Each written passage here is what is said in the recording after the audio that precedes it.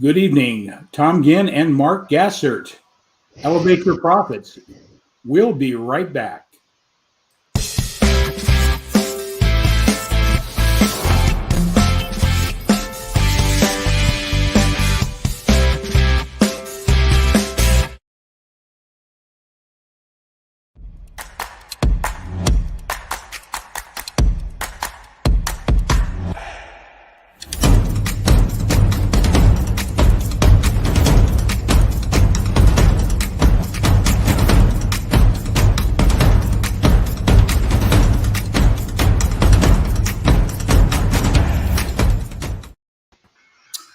Good afternoon, Mr. Gassert.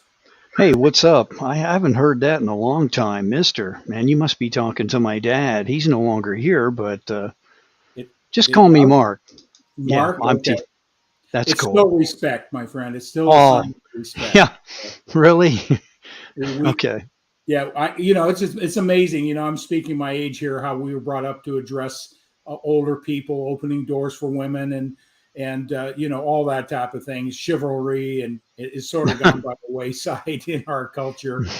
But I'm glad I still have that part of me. When you meet Oh, somebody cool. that Yeah. that has a title, you talk to them in their title, and you address them with respect. And Oh, absolutely. yeah, so, but we can really get off on all sorts of topics today. But last week, Mark, you had some things come up that you had to take care of. Oh, yeah. Yeah, so it was myself, and I had Bob Hayek come in, Oh, cool. and we talked about what network marketing is, that type of thing. I think we had a real good conversation, and today we're going to talk maybe a little bit in and around that. Going into business. I was recently at that event in Hollywood or Los Angeles. Ramy El-Batrawi was hosted the Think and Grow Rich Foundation fundraiser. I was fortunate enough to have the opportunity to be invited. I took advantage of it, and I tell you what, when you move into circles of people, what I found out, Mark, people have the same fears, same doubts, same Hmm. worries. They put their pants on the same way, but what they've learned to do is learn to think differently. And like in the book called Think and Grow Rich, which you're quite aware of, those principles work. And so I came Right. away with some pretty good ideas that, talking about being in business, this is a little bit sort of our conversation tonight. If you're in sales, I would consider you're in business for yourself. That's how I look at it, because you're responsible for doing the work. You get the reason people go into sales is the potential is you control it. Hopefully, the way any company allow you to do that, you have the opportunity to up your income, control your destiny, that type of thing. That's the reason I got in sales. But what I'd like to really just share with you, Mark, is what Ramy said. And Okay. we'll come back to it. There's some other things. We'll just banter back and forth here in a minute. But somebody asked him the question. He puts business together. He buys business. He uses creative genius. And somebody asked him this question: what do you look at when you decide whether you're going to build a business or buy a business? And he said two things. And I think if you're out there looking at a business, there's a lot of different ways to go into business, from taking your hobby, your passion, creating a business. It could be a traditional storefront, uh, whatever the case is. But if you want to have a long-term business and be able to build wealth with a business, and I think it's what a lot of people go into business for, it's for freedom, financial security, and an opportunity to build something bigger than what an employer will pay you for you. Would you agree, Mark? I think that's, if you ask people why do they want to go into a business. Oh, yeah. Absolutely. Yeah. And what would you think Ramy said about what you should look at? You weren't there, but what would you think might be some of the things that Two things. yep. I'd probably have to say one, their ethos, what they stand for, what they represent. Uh, with that included in the culture, what's it like? Yeah. Is it hostile? Sometimes organizations come across one way, and then when you actually get into the thick of things, whether it's franchising your own business or working for someone else, it's a little bit different. It's a little bit different ball game. I mean, I don't know. I wasn't there, so Well, I'm just throwing that out there. It was just, hopefully right, questions that cause people start asking questions. We got a right. couple of people coming in real quick. See what we got here. We got Facebook user, whoever you are, identify. Um, Good yeah. evening. We appreciate you. Tag and share. Thank you, sir. Yeah, tag and share. That's, we never know. Part of what we want to do with Elevate Your Profits, right, Mark, is really for that person to say, hey, maybe the job thing, I'm done with it. 80% of most people get in a job and they're not satisfied with Right. it. They get stuck there because of obligations and responsibilities or benefits, and they don't know where to turn. So that's a tough place to be in, is waking up in the morning on Monday dreading the rest of the week, can't wait for Wednesday, a hump date, and then Friday you say hallelujah, I can't wait to get to Saturday morning, right?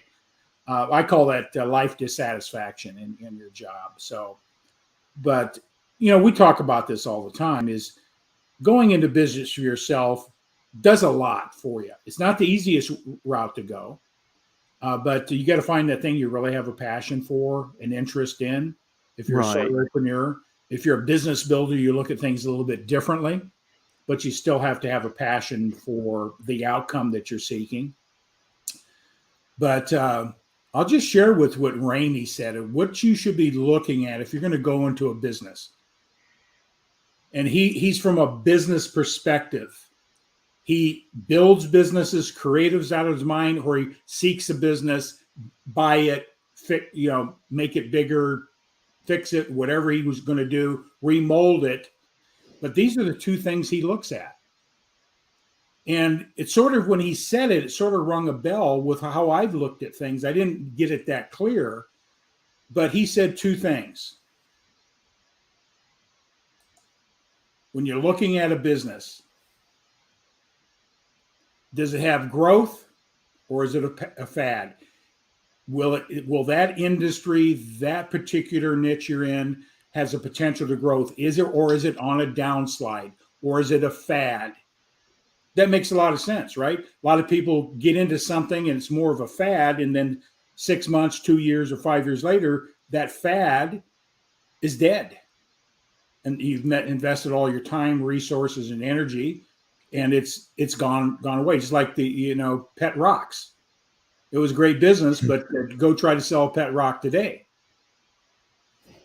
right? Yeah. Is it going to grow? The industry it's in, whether it be automobiles or real estate or insurance, what's the trend in that industry, not just locally, but nationally, maybe even worldwide? What are the trends going? Because if you're in industries that are downsizing or going out of business because of new technology, no matter what the business is, you go in that same thing. It's like a fad. It died out. So those are things you should be looking at. And then he says, when you buy a business, he says, I wouldn't never buy just a restaurant. No matter how good the food is, no matter what the restaurant's credibility is a one-legged business is linear. If he would buy a restaurant, he would look at it. Is it a chain? Is it scalable? Does it fit a franchise or scalable? And if you're looking at franchise, you should be looking at, is that franchise a fad franchise, or is it in a growth oriented place worldwide or in your market, or is it fading down? Takes what? So would you say some investigation? So when he said that sort of rings things true to me. What I've looked at and didn't really put that much conscious thought on it is when I was in financial services, great need, growing industry. It wasn't going to be a fad, and it provided more than just a linear income. And it was scalable. Now, what I mean by scalable was a lot of people get in the insurance industry and they're just salespeople. You can only see so many people. You can only make so many sales in a day. I mean, you're limited by your own block of time, all those things. But when I looked at financial service, I looked at the agency side, and it says, gee, I'll come as an agent and they can teach me how to build an agency and build a sales team of 40 or 50 or 100 people. What did that do for my income? It was scalable. It could grow exponentially once people got grounded. So, and it paid residual income too. I did the work on the front end, and then it continued to pay me years after that client base. So that was it. I looked at it and I knew that people needed some sort of legitimate guidance on how to secure money. Mark? I know you're selling sales training for a company. Yes. What's your opportunity to build your own sales team with that company? Well, I can't. You can't. Yeah. So you can only control what you do and that type of thing. So at some point, you have a limited income opportunity. At some degree, would you agree? Say that again. You being a single salesperson for somebody don't have an opportunity to override you could probably move up in management, get some bonuses and overrides on the production. But what's the chance of you really building, replicating, and duplicating what the company's taught you to do? Well, you can't. No, you can't duplicate yourself. All you can do is, seek more opportunities. I mean, and that's pretty much, unless you go into your own thing where you're going to do that, or network marketing or something that gives you that latitude, that's the only really way you're going to be able to do it, Yeah. Unless you're going to buy a multitude of franchises and have other people run it for you. I mean, that's another option, but then you're dealing with the same old thing as far as, employees and other issues out there. It never goes away. I mean, it may look good, but the bottom line is you're still dealing with employees. So, I looked at a franchise early on, and when I was looking at a different business model in the area in photography, a franchise company. And, when I looked at my investment and what I found out what the potential of earnings was, it didn't make any sense. Because a person that buys, say, a franchise, a nationally named company, they may spend $1 million, $2.5 million for the franchise. Right. But you know what the average franchise income is off of one franchise? 80 to 150,000. That's it. So how do some of these, if you look at if you go into McDonald's or you go into some, you'll see that a lot of those franchise owners, they have several. I know the guy that owns a Domino Pizza in my community. He does well with it, but he's got 5 other Domino's within a geographic region. Right. But how many people can really afford to buy that type of franchise? Very few people, right? So what are the other options that you're looking at? So network marketing. There's a lot of myths about it. It's structured like any other business, but what it allows a person to do is use a business model like a franchise. They got the product, they got the systems, they got payroll, they got delivery, they got everything that you would have to have in a business already set up. All you have to do is figure out how to get your product into the market. And they've already got that figured out because they identified who your prospect, the ideal customer is, right? So that's all been solved. And the only thing that holds anybody back is themselves, their belief systems. And I think what Ramy was talking about in that mastermind is you got to do a lot of work on yourself. You could be the smartest tool in the Yeah. tool chest, Right. but that doesn't cause you to win. It's good to be smart. I'm always trying to get smarter. But it's the reality is that no matter what, like Bob Proctor told me when I showed my business plan, why I was going to go into coaching business. I had it all laid out like any other major business. I had all my marketing and projections and all that.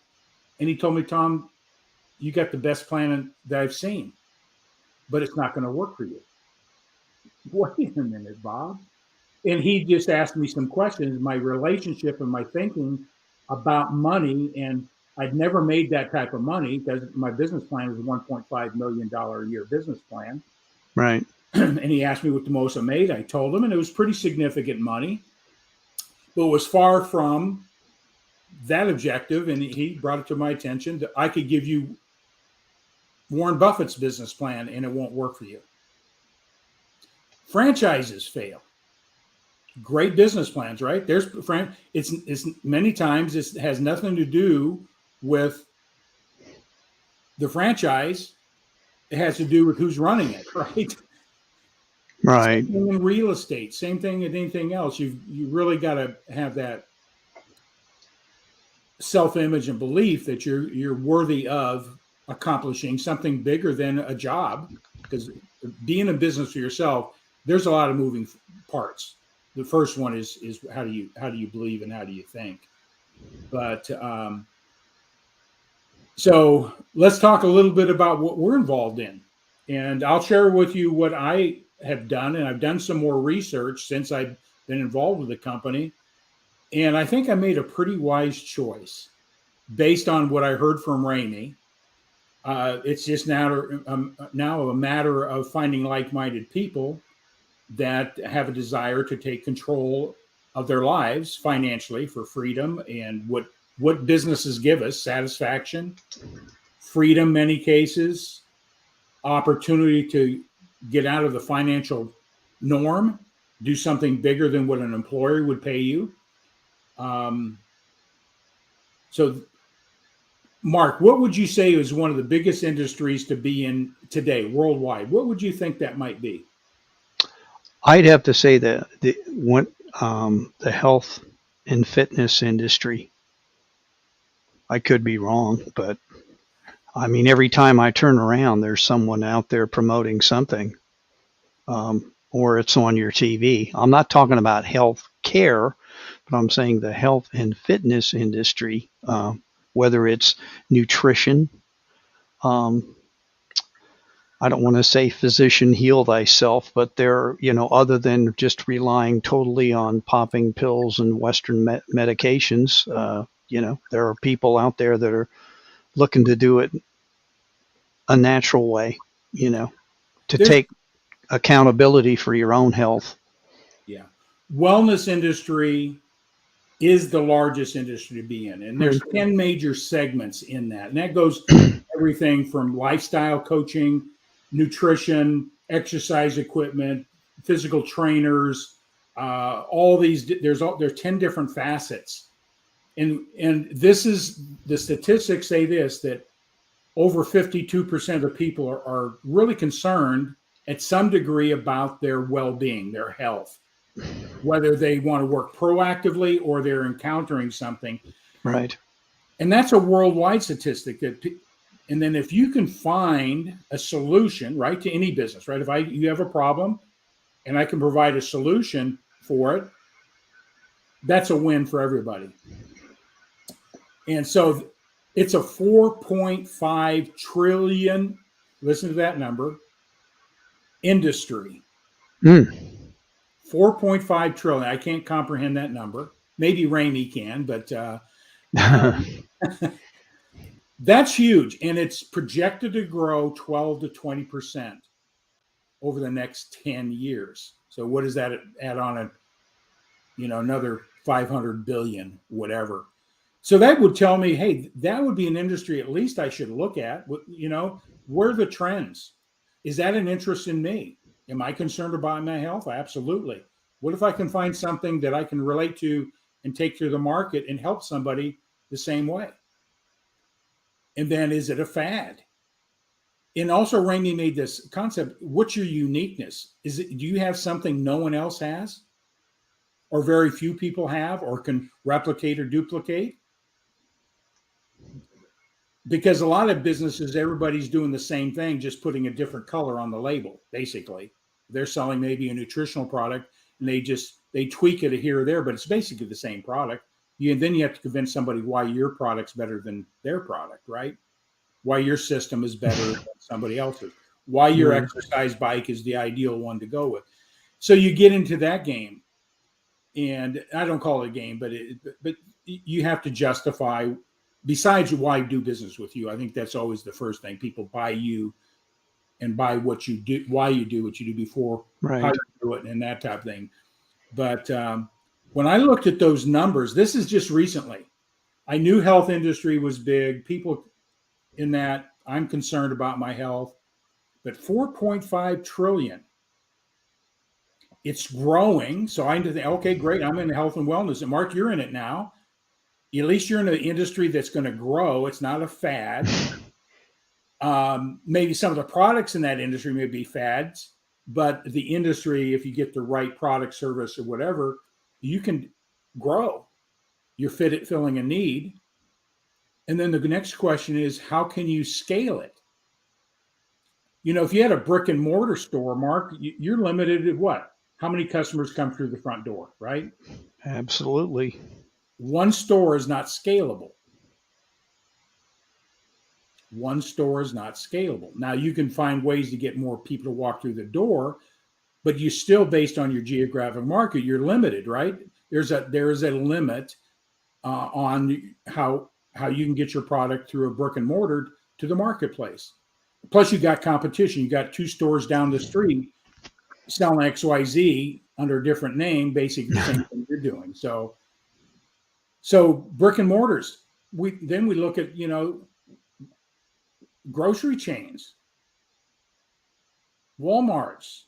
They understood scalability, replication, duplication, putting more stores in the market all over their local territory. And if you can do that with your brick and mortar business, you're scalable. You can grow. But what's going to hold most people back in doing that? Money. Dollars and cents. Dollars and cents. So Mark, you and I are in the biggest industry out there with the greatest demand, greatest need. Our demographics are more concerned about where they are with their health and know what the future may bring, and they're looking for ways to slow it down, the chronic illness situations. Mm-hmm. And they're open today.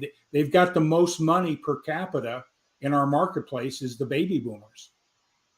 So that's a great industry. Do you have a marketing for your product and service? Not just today, but long term.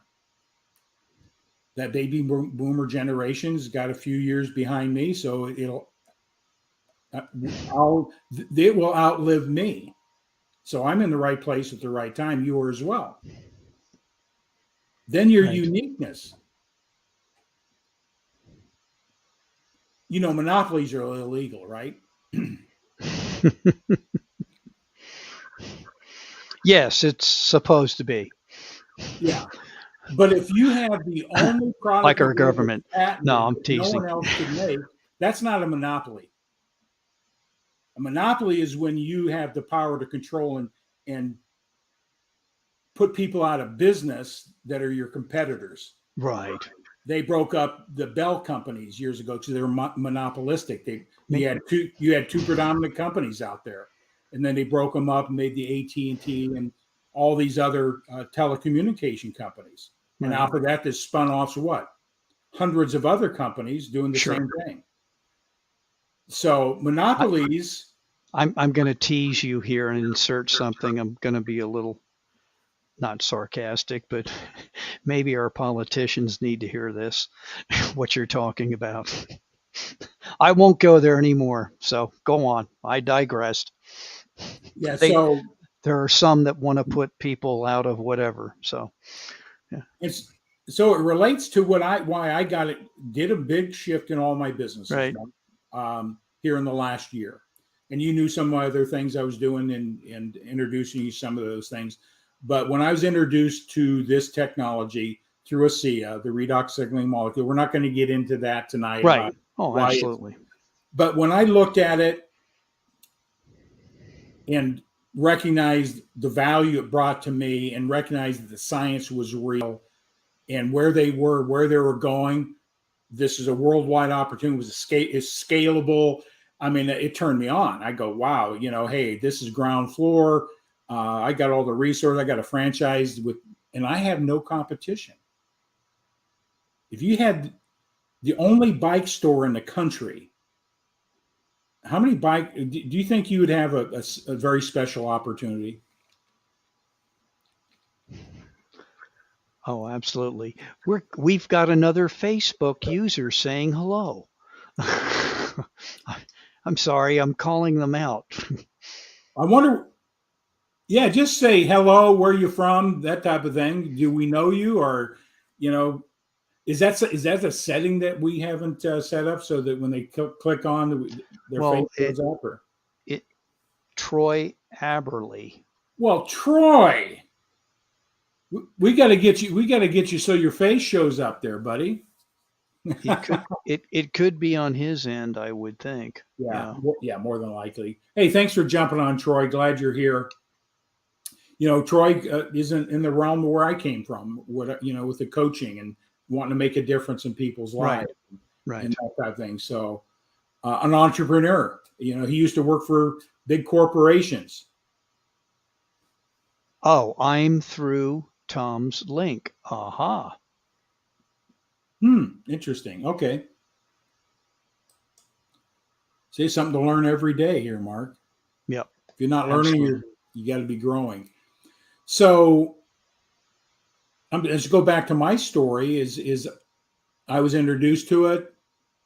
I was intrigued. It sounded too good to be true, but I started doing my research. I think anybody that's out there, no matter what industry, what businesses, do your due diligence before you make an emotional decision. And I'm glad I did. I saw the benefits immediately to me. My wife and I recognized it was a valuable product to have in our wellness center. We've seen some amazing results. So it just keeps building that belief system that the product does what it says it's going to do. Right. In that area. And I like the fact of building my own thing. And I don't have to create the product. I don't have to create anything. All I have to do is share the good news. And the more I share it, the better I share it, the more opportunities I create, more customers I create. But at Tom Ginn can only talk to so many people and sell so many people on anything that I've ever done. But now I've got a team of 54 people. Some are doing a little bit, some are doing a lot more. And so, but my income has continued to grow. It's leveraged. And I think that's what Ramy said. How can you leverage your business? Like we've heard this all the time, that you get your business to run by itself. And that blew my hair back in many different ways. Is that easy to do? No. It takes work, energy, focus, commitment, all those things we all know. Whether you're in sales or working for somebody else, you have to apply the same energy and same focus that you apply for somebody else. If you apply that to yourself, your payback is much greater, potentially. So that's, so the things that I came up is listening to Ramy, and I go, here's one of a billionaire now. He's broken it down. We think that when we see people of that magnitude, that it's got to be complicated to get there. I don't believe it is. He set those 2 to 3 things up. That's what you look for, and then execute. You just got to execute, and so that's what I wanted to share today. Is that If you're looking at a business, do your research, find that thing. Is it a fad? Is it a trend? Is it a growth phase? Or is that industry going to a downturn because new technology is going to push you out? I've talked to some accountants, and this is a true story. They're scared to death because artificial intelligence is going to take over accountants' jobs because it's just pushing numbers around in columns. But there's going to be a place for accountants if they learn the skills to be advisors, consultants, forecasters, that thing that artificial intelligence doesn't do. Right. And that isn't a Tom Ginn makeup. That is actually what's happening in the accountant industry. So if you're an accountant, or even in real estate today, a lot of real estate's being done with artificial intelligence in the marketing, in doing, you fill out the form and it's handled. A lot of stuff is being done that takes people out of the market. So is your industry, can it be replaced? And if it's being replaced, how can I plug into that replacement? Here's another industry, Mark. Did you know this? The EXP is a network marketing real estate opportunity. No, I did not know that. EXP. Yeah, it's one of the fastest growing real estate. Oh, you okay. you got all the big firms. You got Keller Williams. You've got Century 21. You've got all these franchisees, real estate network companies, right? And they're Right. just basically network companies. You get a broker's license and you do their training and they provide the support. You hire and train and develop salespeople. More lessons you get, the more sales you make, and blah, blah, blah. But guess what you're creating? Your competition. They say, well, gee, man, that broker's making all the money here, so I got as much brains as he does. So I'll go out and Right. start my own office. Now you just created your competition. Well, EXP knows that model. If that model works, but there's flaws in a lot of different models, right? There's nothing Right. perfect in this world. And what they did is they looked at the network marketing industry and how can we structure that business model to recruit, train, and develop real estate people throughout the country, not just in your state or your locality, and get a piece of the pie. So if there's some people in our Grow Live Academy or EXP realtors. So when people say, well, network marketing is a pyramid, no, it's a sound business structure. So it can be applied to any industry. So network marketing, if you find that thing, there's a network marketing company out there that can fill that need, allows you to what? Scale. So that's a little tidbit for a lot of people out there that EXP is a network marketing, true network marketing. You build your own organization, you promote the opportunity, you collaborate together, and you share in what? The efforts of an Efforts. entire Yeah. team. And not being a broker. And you don't even have to be a broker. So growth, fad, and is it scalable? And then did he talk about taking action? I'm sure he did. Oh, absolutely. He says, when it gets clear, people sit around too much trying to figure it out. You figure it out as you go. Once you get a clear picture, you've done some basic research. I don't know where I'm going to get the money. Put the thought into action. The people start showing up with the money if you need investors. Is only through action. You can't get to the next level if you take action in step one. So, folk, being clear what you want, know what the outcome is going to be and why you're doing it, and then just taking action. And too many people plan to plan, learn to learn, and heck, if I took that approach in my financial services, people in that industry, there's a lot of knowledge about products and laws and regulations and how money works and how cash value works. Different types of financial products, Right. annuities, securities, invest. You're going to have some knowledge around, but if you waited around to get all the knowledge around that, it's 5 years later. You learn as you do. You make a mistake. Okay, I learned from that mistake. And that's what he said. He did some things and he didn't think something through or didn't look forecast on that. And now when somebody took his $100 million business away because he didn't have language in his contract, he goes, "Oh, okay, I could redo that thing, but I'll never make that mistake again." So we only learn by doing. There's too many people that plan to plan, that plan before they take action. He said, just get up and do it. You will learn Right. on it. You make a mistake, you learn from it, and you move on. Because a mistake is a learning opportunity. That's what he talked about. Too many people worried about failing. There's no failing. Right. Failing, the only thing you fail is when you quit. That's the only time you fail. Which ties into something I watched last week, and I really wanted to see it. It's about Derek Jeter and his expectation level and how he was raised by his parents. Uh, the fact that his mother was white, his father was African American, but the way he and his sister blended together in a family unit. So when they got out of that, what I call the cocoon, the family unit, they were able to go out in the real world and produce.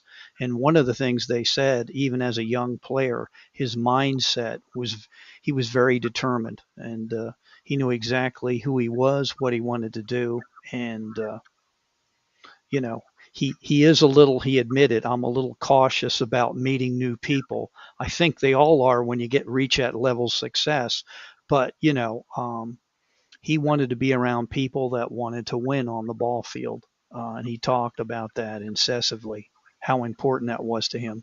And that goes back to like-minded people, regardless about their personal life. um, but he just happened to be a good guy, and he did his thing, and the rest is history. Yeah. You said something, I think it's important. We look at athletes, their mindset's the same mindset that takes to win in anything. Right. The top performers, they work on themselves. They do the work, whatever that's required. They go to Yeah. the gym, they apply nutrition, and they get a coach, and they see themselves winning, and they circle themselves around winners. It's no different in business. Right. To winning become a professional baseball player in itself, that is, you're in the remote. But guess what? There's people that are more talented than people in the major league that never make it Right. because they don't have the right mindset. They're not coachable. They're egotistical, or they just think, hey, my talent's going to carry me there. Talent doesn't always carry you to the top. And Right. I could relate to that as an athlete. I was a good athlete. I wasn't a great athlete. I played with great athletes. There's a difference. Okay. I was a good athlete. But to get to the next level, I worked harder than anybody around me Right. because I wanted to play at that next level. My talent by itself wasn't going to get me there, but my work ethic, my commitment took me to the next level. Oh, Unfortunately, absolutely. like so many things in athletics, certain things happen that sort of knock you out of the box, called injuries, right? Can't So, help that. Yeah. but that carries over. A lot of people don't look. I think athletics probably builds some of the best skills for people in business. It creates Oh, disciplines, focus, work ethic, how to work as a team. Those are business principles, and people discount athletics as a real resource for life. and then he also talked about the business of baseball, and he was being told how good he wasn't after he had a phenomenal season, and they won the World Series. He was told he didn't hit enough home runs. I mean, it was really interesting to hear his take on things. He was very approachable in that interview, but he told you the truth. He didn't sugarcoat it, but he wasn't an idiot about it. He just talked about those things and how it's a game, and then all of a sudden the game becomes business, and and he's being told, well, you're good, but you're not really worth this amount of money. But they worked it out because the Yankees were not going to pay him what you know he and his agent thought that he should receive, and that's their job. It's just interesting though, the whole thing. But he did talk one thing, and that's one thing he stressed was his mindset. He never thought that he wasn't going to do something, it was always like, hey, I'm gonna do this, I'm gonna get a hit, I'm gonna, even when he struggled in rookie baseball, because he had an atrocious, I think, first or second year, he just was not, knocking it off the chart. But it's kind of the things that Ramy talks about here. And Yeah. he, as a player, he was all about growth, and he wasn't a fad. And he was definitely, I'll say, scalable because he was coachable, and and his persona rubbed off on other players, which helped them win. That what you said right there is so important is that is the character of an organization. People are attracted to leaders. People are attracted to Right. motivated people for the right reason, not hype or anything.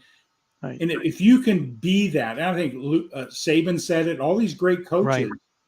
and athletes, being that example, the one that shows up to the ballpark early, is getting there doing their drills, just like Kobe Bryant and some of the Right. great basketball players. They're the first of the gym to last.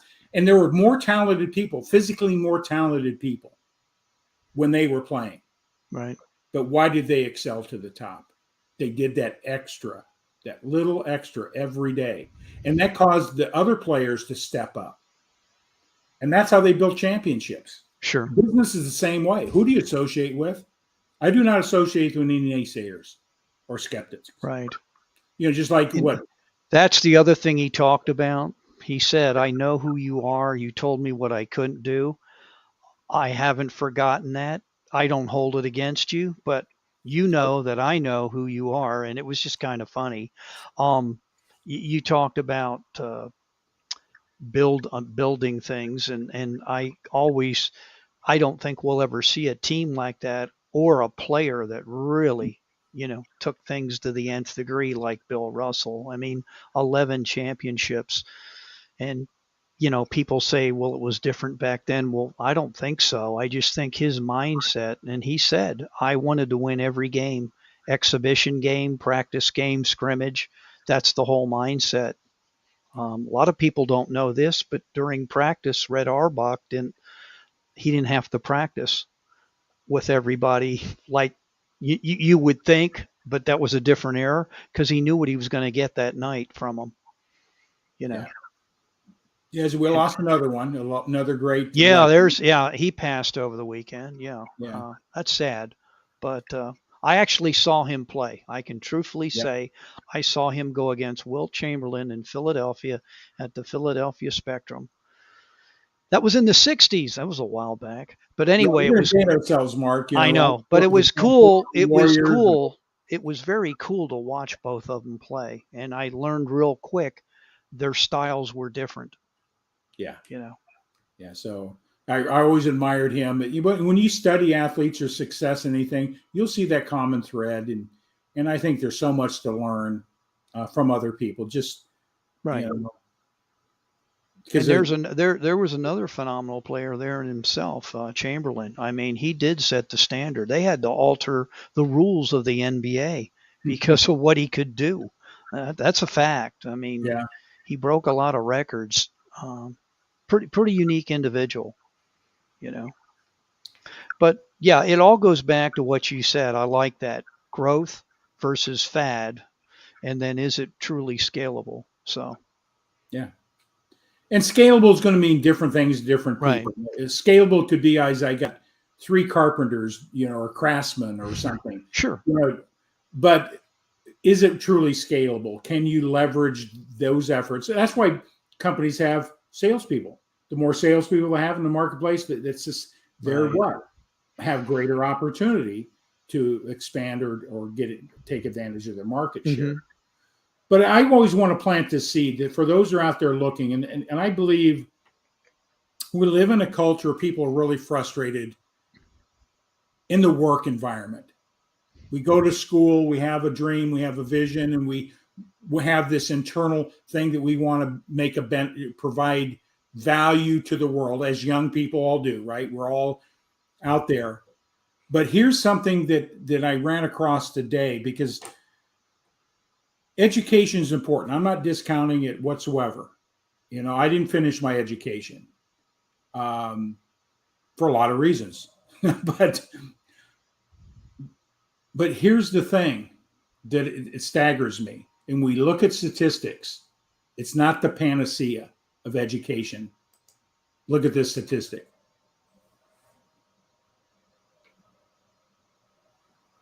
Oh, I believe that. Yeah. Some things are shifting right now a little bit because of what's happened in the last several years, 2 years or whatever the case. 2000, yeah, they were in 2000, yeah.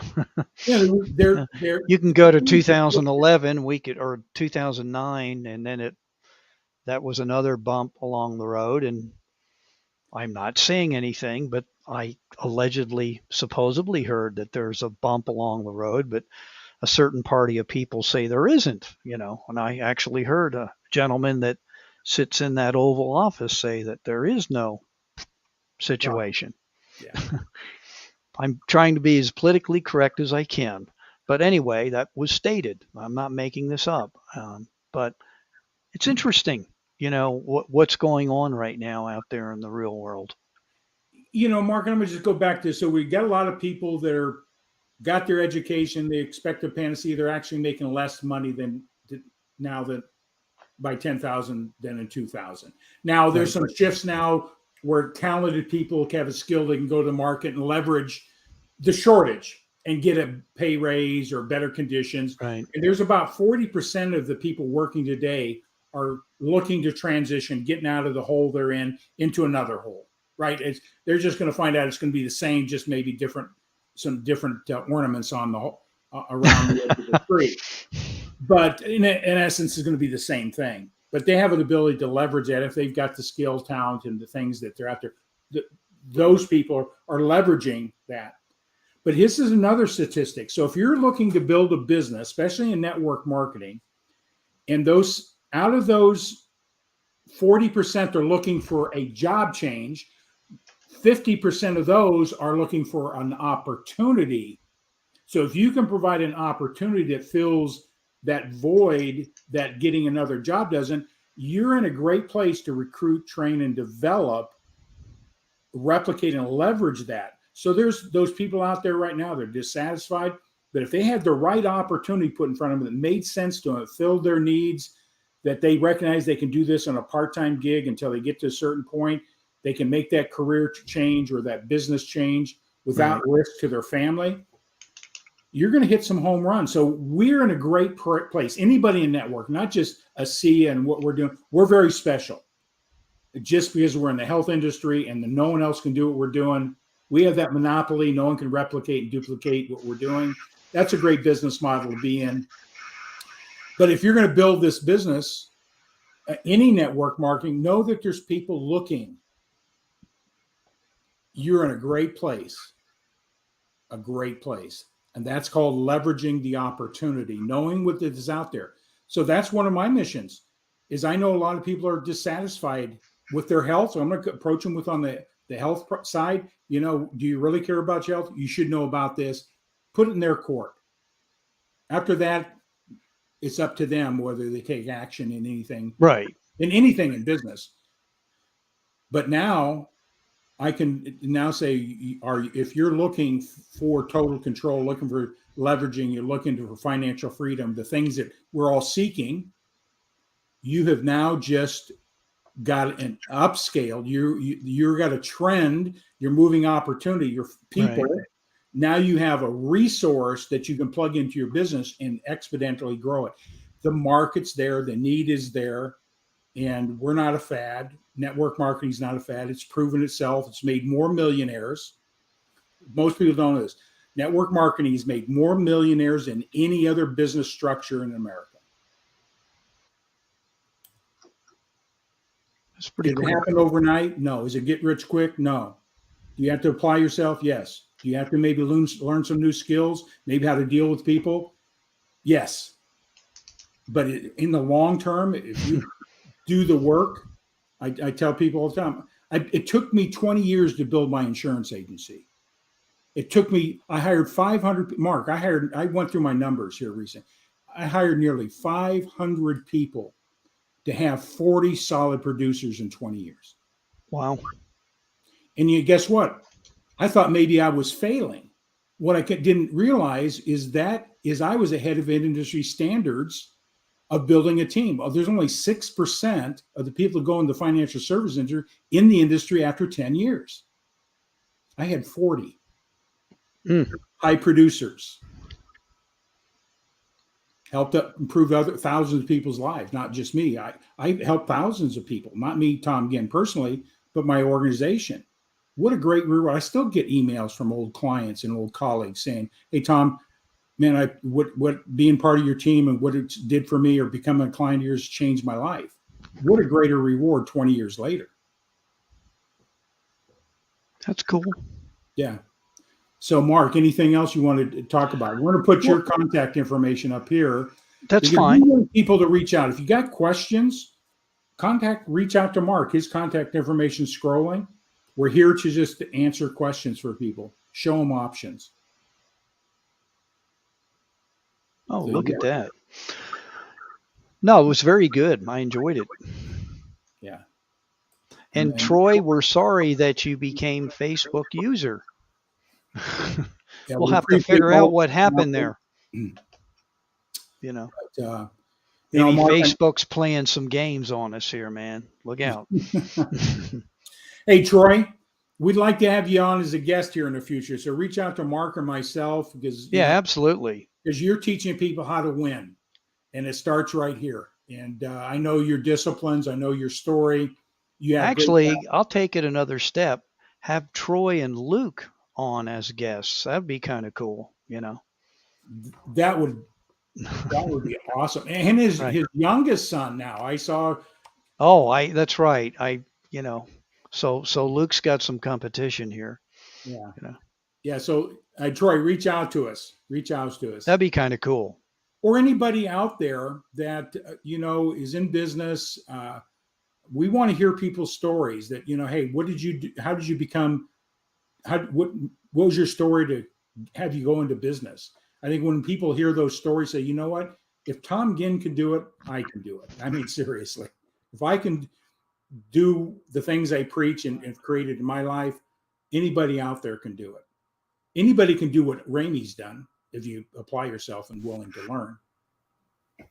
So, anything else, Mark?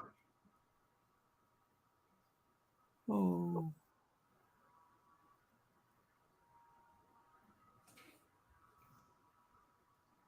Do we have any comments out there? Or you?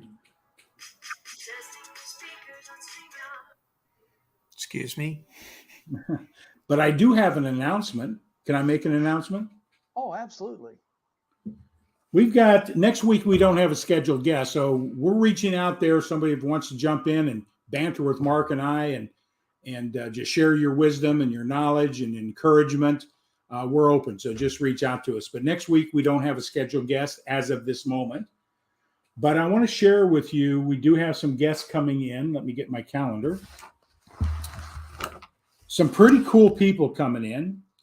On August 15th, we have a gentleman named Dennis Tan coming in. He's a local Milwaukee business consultant, Schoolie Mitchell. I encountered him through one of my business networks. And the way he approaches helping businesses get off the ground is amazing. So we're bringing in Dennis the 15th on Elevate Your Profits. And then Mark, this is a lady I met through a LinkedIn link, and she trains salespeople in a very unique way. Okay, Mark. So I think this would be a great guest with Sarah Phillips. I resonated with her. I interviewed with her, introduced her to coming on to this program. She's going to bring some great value of what is really selling about.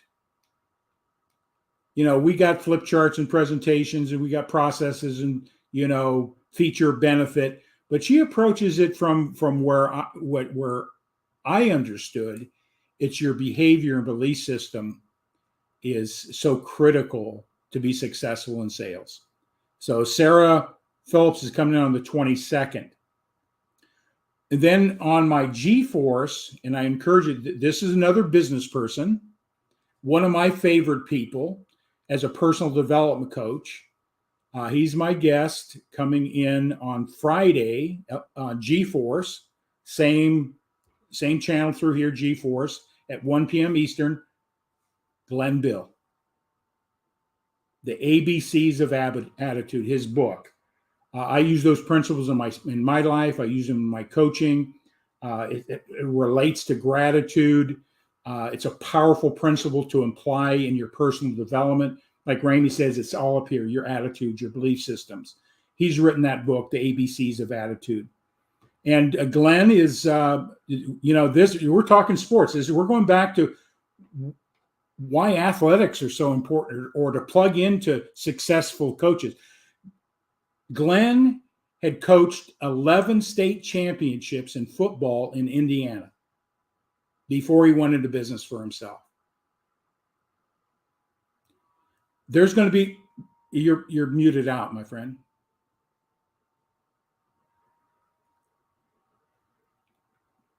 Can you talk there? I don't know if you're